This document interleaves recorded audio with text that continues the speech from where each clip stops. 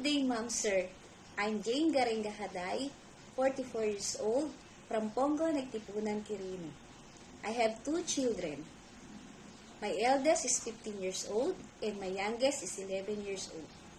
My husband is a farmer. My father is a driver.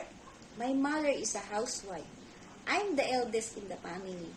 I have 1 brother and 1 sister. I'm a college graduate. I'm a Catholic. I have worked and served 5 family members in Doha, Qatar from 2006 to 2008 as a domestic helper. I am currently working and serving 3 family members, 2 adult and 1 2-year-old boy here in the Philippines.